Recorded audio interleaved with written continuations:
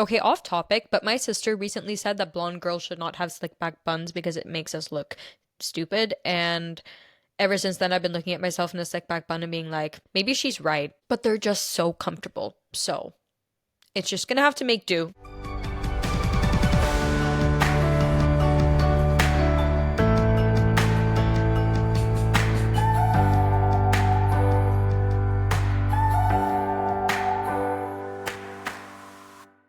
Welcome back to Oh My Growth. My name is Mindy, and today I want to talk about red flags and green flags. I feel like this is something we all use in our vocabulary at some point.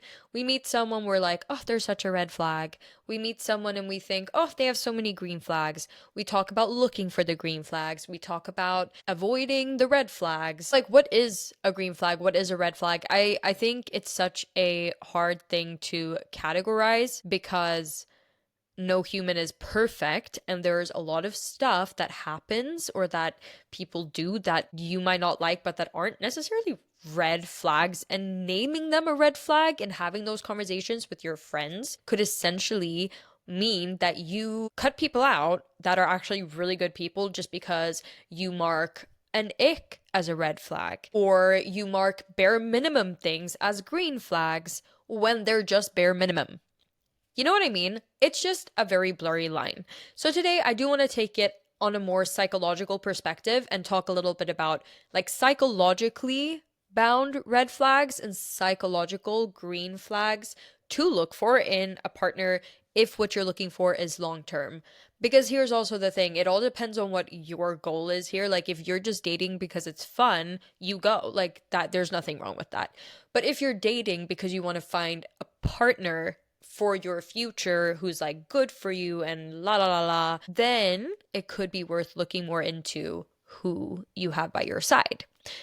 Who you choose as your partner it's going to be one of the biggest decisions you make in your life. And yeah, you want it to be a good choice. One of the things that is really important when it comes to this topic is like your past experiences do definitely shape your future and your future expectations and what you look for. At some point in your life, like your nervous system might not be able to tell the difference between red flags, green flags, chaos, the ick, or whatever it is you're feeling, because we are most of the time drawn to familiarity and something that feels safe in that sense. And safe in this context doesn't have to mean safe per se, it could just mean that it feels safe because it feels familiar. And that's where a lot of these red flags, green flags things can get kind of messy and confusing. So, the first thing I want to touch on today is why do we usually or sometimes ignore green flags in relationships, especially in our younger ages when we're dating for fun and dating without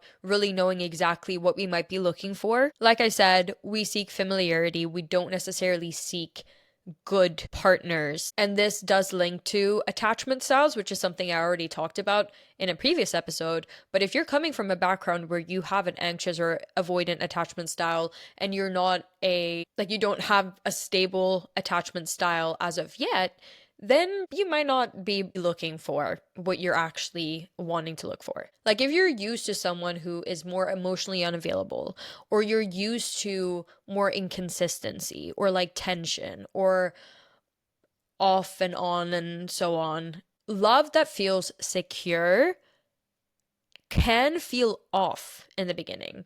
And that's a very normal way to respond to it. The nervous system doesn't crave what's healthy, it craves what's known to you. And that's why we often ignore things that can be really green flags. Like peace isn't boring, it's a green flag, but it can come across as boring to someone who's used to more attention. Okay, we're gonna dive into red flags first. Okay? I'm not framing these things as necessarily bad behavior, okay? Like, this is more, in my opinion, and from like a psychological perspective, signs that point more to a deeper incompatibility for you and this other person. The first red flag, psychological red flag I want to talk about is love bombing, followed by inconsistency. Being loved by someone and someone doing loving things for you, that's not a bad thing. It's nice to feel appreciated. It's nice when someone wants to do nice things for you. But what turns love bombing into a red flag is when love bombing is also followed by someone who's inconsistent and who doesn't match up to the energy they're giving to you when they're loving you.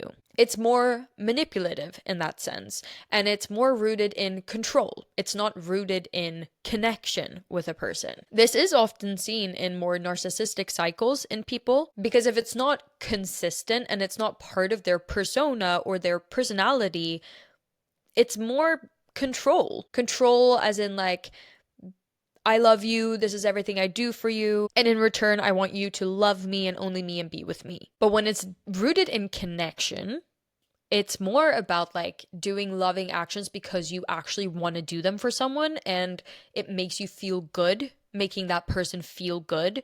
You're not doing it for an exterior motive or anything like that.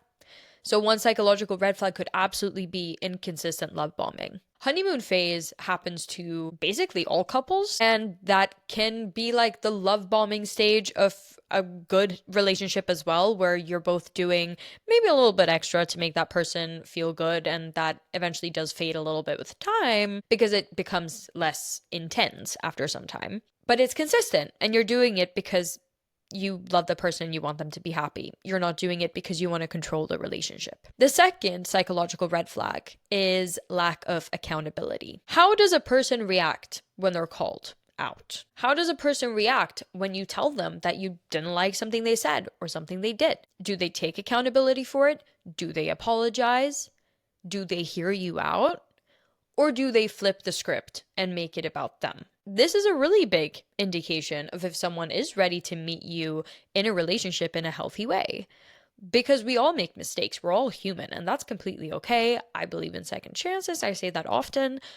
But I also believe in accountability. Like, if you do something wrong, own up to it. So watch how they handle this. Like, how do they handle those situations? How do they handle those conflicts? The third psychological red flag I want to mention is emotional unavailability that's masked as mystery. Because here's the thing, not everyone is super emotionally available all the time. We're all different human beings, we all work differently. However, when someone is not emotionally available and they mask that as some sort of mystery, you're always guessing, you're confused, you don't know where they stand, you don't know where you stand with them. That's not chemistry. That's confusion. And that's not necessarily a good thing. Communication is huge in a long-lasting relationship, and if the emotional unavailability is used as like a, oh, I'm so mysterious, like you never know what I'm thinking, you never know like where we stand, that's not cute. That's not cute. The fourth psychological red flag I want to mention is invalidating your feelings. The phrase, you're too sensitive, really triggers me because it is a form of gaslighting. If you make someone upset, it is not your place to tell them to not be upset. If you did something to upset someone, it is not your place to say what is or what isn't enough to upset them. Saying you're too sensitive, saying someone cries too much, saying these things to someone can leave long-lasting negative effects on them and their emotional well-being and their development. It's not kind, and it's also a form of emotional deflection. Some people are more sensitive. Some people do need a little bit more reassurance.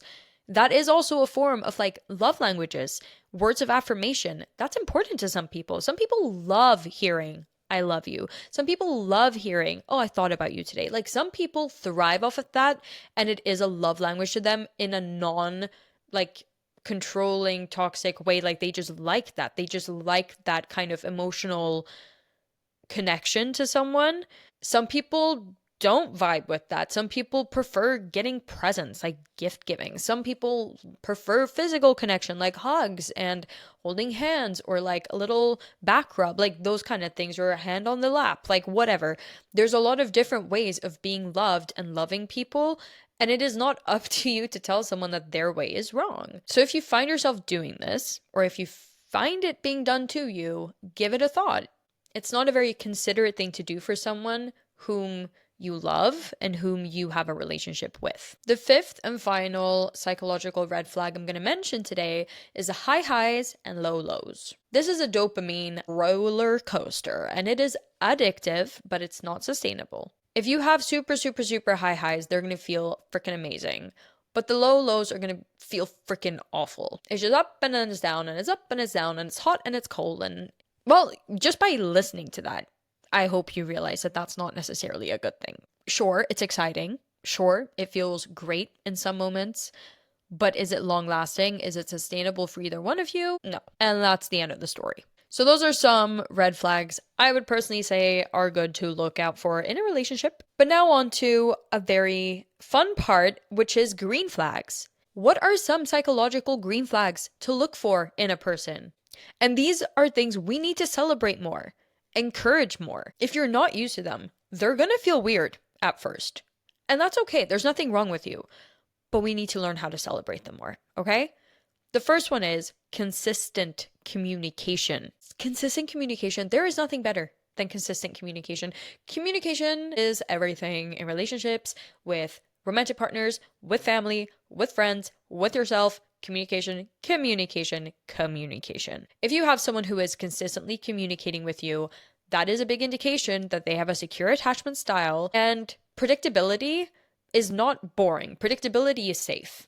Knowing where you have someone, knowing how they feel about you, knowing what to expect from them, that's beautiful.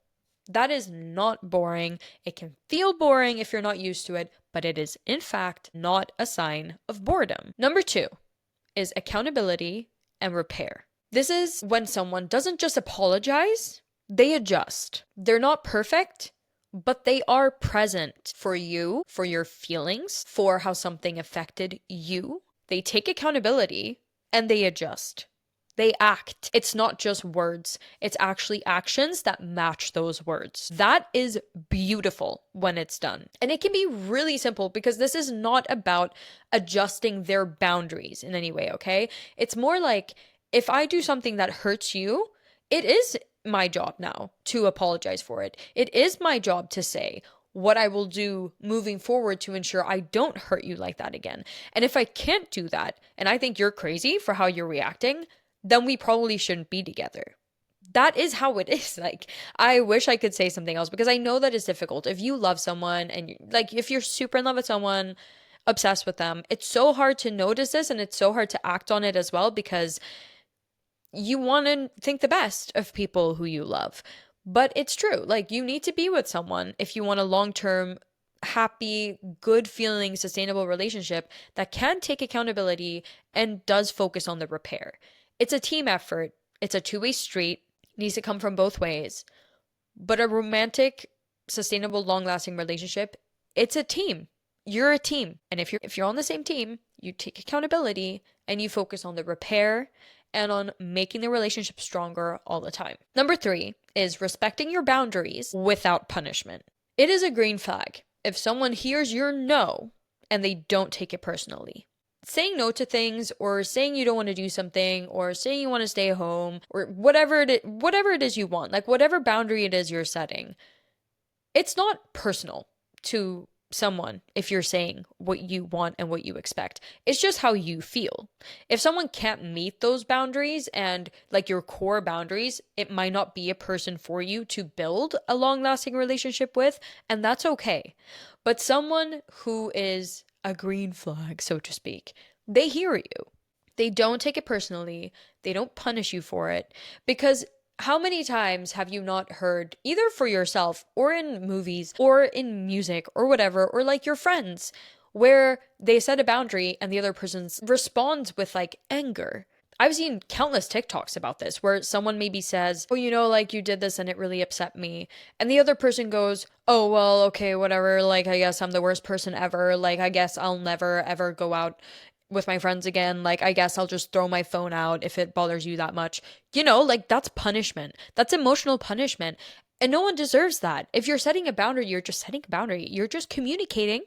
And if someone can't meet your core needs and core boundaries, that is a very obvious like sign that maybe this isn't a compatible relationship, and that's okay. But disrespecting boundaries, punishing people for their boundaries, that's not cute. The 4th green flag is regulating their own emotions. And this is hard. I can't always regulate my own emotions. Sometimes I also need support with that. I'm definitely not perfect, and it's something I'm really, really, really trying to grow in and become better at. Like, all of this is a learning curve, okay? But having this emotional maturity where you don't make someone else responsible for your mood is really important if you want to have a healthy relationship. You can't blame your emotions on someone else because at the end of the day, that is your job to regulate and take care of. You can ask for support, you can ask for a helping hand, but at the end of the day, it's your responsibility for how you act and what you say. And recognizing that and being someone who recognizes that is kind of core for making sure that you don't, well, hurt someone else in the process. But it's okay to have emotions. It's okay to have mood swings. It's okay to be grumpy. It's okay, as long as you're able to take accountability for that and ensure that you're in the driver's seat and taking care of yourself. The fifth and final green flag I want to bring up today is supportive of someone else's growth without competition. Having someone who grows with you, having someone who gets excited for you when you're growing and doesn't compete with you, that's a green flag. There are a lot of relationships I've heard of from my friends and stuff where they might have like these big achievements and their partners are excited for them, but also kind of jealous. And I mean, jealousy is very normal. I admitted in a previous podcast that like I've had people in my life that have gotten jobs like doing acting gigs and stuff, and that's something I've always wanted to do. And yes, there are some jealous feelings that have occurred in my body, but I know what to do with them. Like, I would never sit down with that person and be like, yeah, whatever, like, I would be better at that than you. Like, no, I would not do that. I feel the feelings. We're all human beings. You're going to feel jealous feelings sometimes. You're not always going to feel non-competitive. But if you have a partner, you better be supportive of their growth and happy for them at the core. A good partner is. And that is very, very important to keep in mind and to recognize. It's not a competition. You're on the same team. Remember, their success is your success. And finding someone who's going to celebrate your successes with you throughout your life, that is a pretty good indication that you're going to have a really fun and nice life with that person. Because what else would you want to have by your side but a teammate who is supportive and happy for you? Now, green flags can be uncomfortable. Again, an attachment theory insight here. If you grew up around avoidant or anxious patterns, or you were in previous relationships with those indications, secure love might feel boring. That's not a sign to run. No. That's a sign to heal. Healing from these behaviors redefines what you might define as like your type, okay? Because intensity can be exciting, but intentional is real sexy too. And learning that and taking your time with it can really just like redefine and change your life. The point is not to be in a relationship because you have to be in a relationship, or be in a relationship because it's passionate and it's exciting. Like, relationships, and notice that I'm saying relationships because, once again, it completely depends what you're looking for. And I remember my dad saying this to me a few years ago when I was like telling him about my life and whatever. He was like, you know what, Mindy, like, it all depends on what you're looking for. Like, if you're looking for fun, or you're looking for excitement, or you're looking for stability, or you're looking for like whatever it is you're looking for, that's like the type of actions you should take accordingly. And if what you're looking for is something fun and exciting, your actions might look one way. But if you're looking for something stable and long term, your actions will look a different way. If your intention is having something more short-lived with someone, you're going to act one way. And if you're looking for something long term, you're going to act another way. And that's okay. Like, it really depends on what you're looking for. But if we're looking for relationships, this is a healing journey you might need to go on if you feel like you're being drawn towards avoidant or anxious attachment styles. Long-term wise, it probably won't make you completely happy, or at least at peace. Because if we talk about the green flags again, like communication, accountability, respecting boundaries, regulating emotions, being emotionally mature, and supporting your growth, like, those are kind of bare minimum qualities in a good partner if you really think about it. And yet, most of those or some of those don't always exist in a lot of relationships. And that's not to say that one person is bad and one person is good. It's just to say that, like, compatibility does matter. Compatibility is at the core of why a lot of relationships don't work out. And that doesn't have to mean that there's something wrong with one person. But I do invite you to reflect on that. Like, what red flags have you maybe rationalized in the past?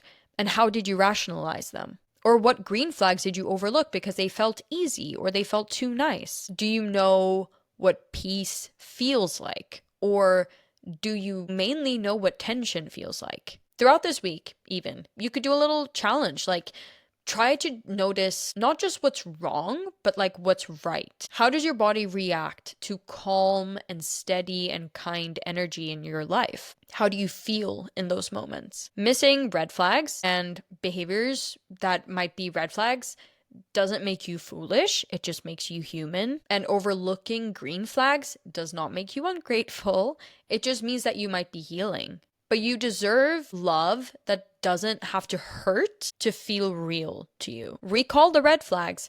Being love bombed and then like not loved at all, having someone who lacks accountability, having someone who invalidates your feelings and makes you feel bad for them, or having really high highs, having really low lows. Do those feel good? Do they sound nice?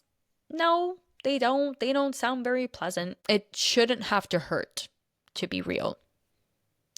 And that is my closing thought. I hope this gave a little bit of insight onto red flags, green flags, and like from a psychological perspective, we mark so many things as red and green flags throughout our days. Like the other day, I heard my friend refer to her partner who ties his shoes weird, and she was like, "That's a red flag." I was like, haha. And I laughed in the moment because like it's like a funny, almost just like terminology that's used every day, but tying your shoes wrong is not a red flag. We use the words a little bit too often, in my opinion, and it's good to reframe and just like look at it from an actual perspective on what we should be looking for and what maybe we shouldn't be looking for, both in our partners, but also within ourselves. It's always important to reflect inwards. Is this something I do? Is this something I want to change too? How do I affect my partner? How do I meet them? Very important to look both ways because there's always two sides to every coin. And with that thought, I would like to wish you a super good day, evening, morning, or night, and I will see you next time.